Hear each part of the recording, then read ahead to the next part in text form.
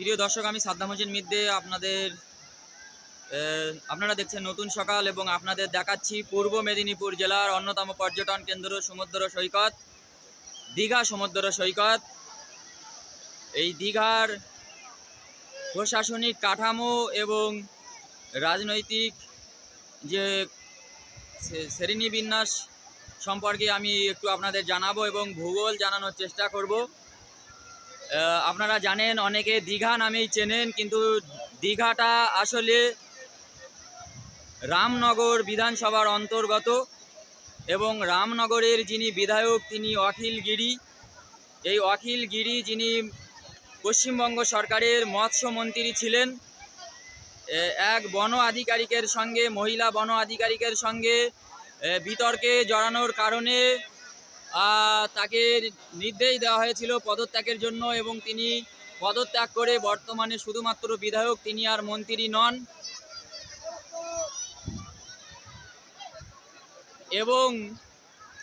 এবং এটা কাঁথি সংসদীয় ক্ষেত্র। আপনারা জানেন, দীঘা বা রামনগর কাঁথি সংসদীয় ক্ষেত্রের মধ্যে পড়ে। এখানকার যিনি বিধায়ক সৌমেন্দু অধিকারী, যিনি পশ্চিমবঙ্গ বিধানসভার বিরোধী দলনেতা শুভেন্দু অধিকারীর ভেরাতা বা ভাই, এবং এটা পূর্ব মেদিনীপুর জেলা পরিষদের অধীনে। পূর্ব মেদিনীপুর জেলা পরিষদের যিনি সভাধিপতি তিনি উত্তম বারিক। আপনাদের একটু প্রশাসনিক এবং রাজনৈতিক শ্রেণীবিন্যাস সম্পর্কে জানানোর চেষ্টা করলাম।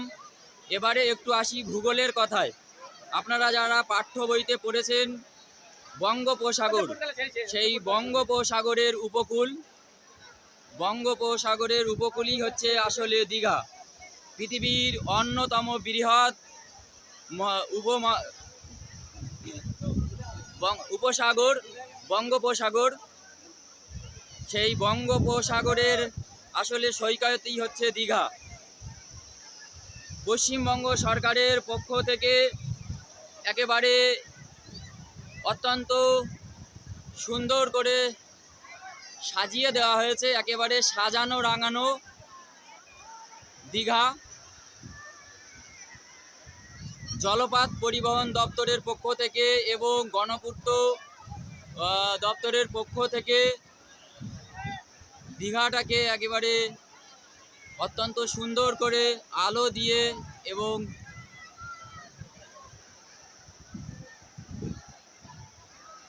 প্রাকৃতিক পরিবেশ গাছ দিয়ে এবং পাড় বাঁধাই করে, কনক্রিটের পাড় বাঁধাই করে অত্যন্ত সুন্দর করে সাজানো হয়েছে।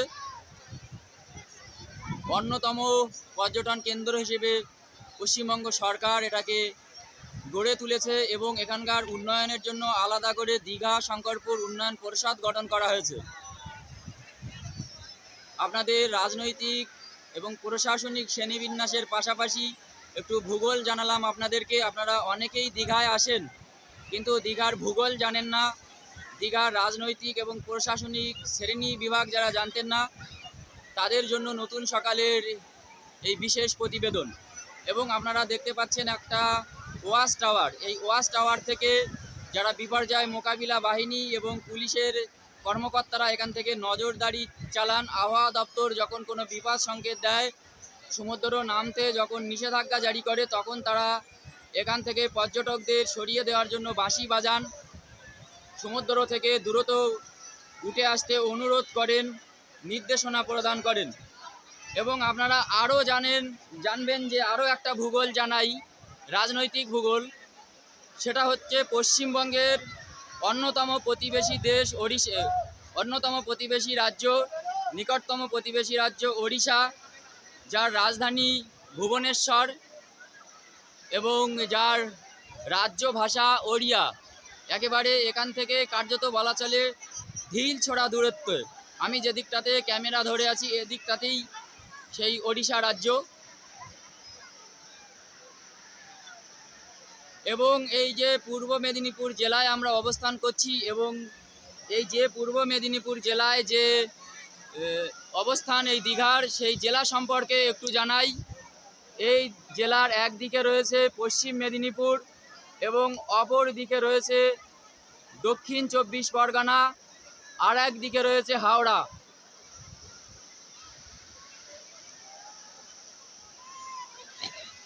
রাজনৈতিক, প্রশাসনিক শ্রেণীবিন্যাস এবং ভূগোল আপনাদের জানালাম। এবারে জানাই যে এখানে পর্যটকরা এসছেন নির্বিঘ্নে, একটু ঝিরিঝিরি বৃষ্টি হচ্ছে, মনোরম পরিবেশ। সেখানে অনেকে স্পিড বোট চাপছেন, অনেকে ঘোড়ায় চড়ছেন, অনেকে ছবি তুলছেন। পেশাগত ছবিয়াল বা ছবিওয়ালা রয়েছেন, যদিও মুঠোফোনের দৌরাত্মে তাদের পেশায় একটু ভাটা পড়েছে, তারপরেও ক্যামেরার বিকল্প হয় না। তাই অনেকে স্মৃতি বা এই মিষ্টি মুহূর্ত ধারণ করে রাখার জন্য অনেকেই তারা ফটো বা ছবি তোলেন। এবং স্পিড বোট দেখতে পাচ্ছেন, স্পিড বোটে করে একেবারে সমুদ্রের পাড় থেকে যথেষ্ট দূরে তারা যাচ্ছেন এবং উপভোগ করছেন। পাশাপাশি মৎস্যজীবীদের ট্রলার এবং নৌকা দেখা যাচ্ছে। কথায় বলে মাছে ভাতে বাঙালি, তো আমাদের সেই মাছের যোগান এবং আচ্ছাদন যারা করান সেই মৎস্যজীবীরা প্রাণের ঝুঁকি নিয়ে মাছ সমুদ্রে তারা মাছ ধরতে যান। তাদেরকে নতুন সকাল কুর্নিশ জানায়। প্রিয় দর্শক, একেবারে জমজমাট দীঘা সমুদ্র সৈকত 8 থেকে 80 সবাই যেন বলছে সমুদ্র বা দীঘা তোমায় ভালোবাসি। জলের টানে, দীঘার টানে, সমুদ্রের টানে পশ্চিমবঙ্গের বিভিন্ন প্রান্ত থেকে, উত্তরবঙ্গ থেকে দক্ষিণবঙ্গ, বিভিন্ন জেলা থেকে তারা এসে এখানে উপস্থিত হয়েছেন। সেই ছবি আপনারা নতুন সকালের পর্দার মধ্য দিয়ে দেখছেন। প্রিয় দর্শক, আমি সাদ্দাম হোসেন মিদ্দে আপাতত বিদায় নিচ্ছি। ততক্ষণে আপনারা সুস্থ, সুন্দর, সতেজ আর নিরাপদ থাকুন, ভালো থাকুন, খুব ভালো। বিদায়।